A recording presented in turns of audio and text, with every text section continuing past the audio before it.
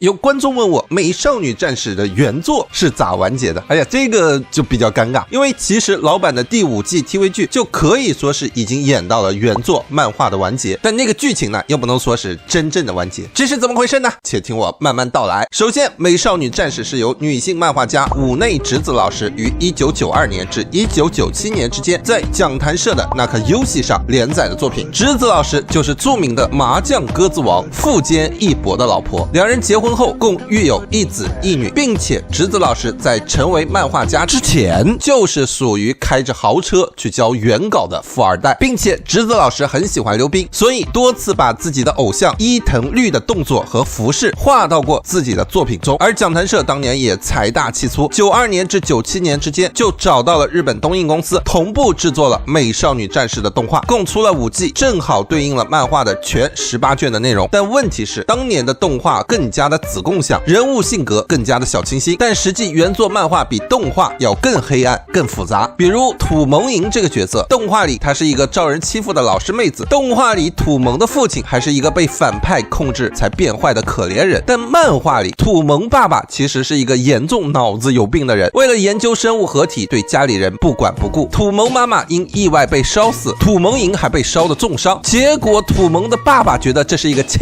载难逢的机会，把土萌莹改造成了半人半机器的生物，并把恶魔的力量结合到了土萌莹身上。而反派魔女5人组实际上就是土萌博士弄来的尸体，再注入恶魔的卵才变成的反派。最后这个博士自己也变成了恶魔，被主角团们给杀了。土萌莹黑化后被主角团给打败以后，投胎成了婴儿，被天王星、海王星、冥王星带走抚养。大致第3部 TV 所对应的漫画剧情是讲到这里结束的。但是土萌莹投胎成小女孩以后长得特别快，半年就长成了小女孩的样子，所以在后来的漫画第4部的故事里面，土萌莹就以战士的形态回归，还和小小兔成了好朋友。而第5季大结局的故事里面，动画跟漫画也有很大的区别。第4部的亚马逊4重奏，其实他们也以水手战士的形态和小小兔一起来助战过，并且火球公主也变成了水手战士，不过衣服比较夏威夷一些就是了。而这个红发的小小，动画的设定里她是打败混沌的关键，希望之光，是反派之一的加拉西亚培养的宿命种子。但其实漫画里这个小小是未来的水手月亮的究极形态，水手秩序。他其实就是因为后悔最后没能彻底杀了最终大反派凯欧斯，所以才穿越回到过去来指引现在的女主。最后其实漫画里加拉西亚被感化，但被凯欧斯所杀，女主跟凯欧斯同化，吸收了混沌，救回了牺牲的同伴，让大家都复活了。最后结局是水手秩序决定回到自己的时代，正面对抗凯欧斯，不再逃避。而女主水冰月复活了大家后，最终跟男主夜礼服假面相吻结婚，故事到这里彻底完结。其实除了剧情外，性格方面漫画也与动画有很多的区别，比如火野丽就是一个典型，她压根儿就不喜欢男主，甚至她跟爱野美奈子关系更加亲密。至于坊间传闻说原作漫画里天王瑶是变身前男变身后是女的说法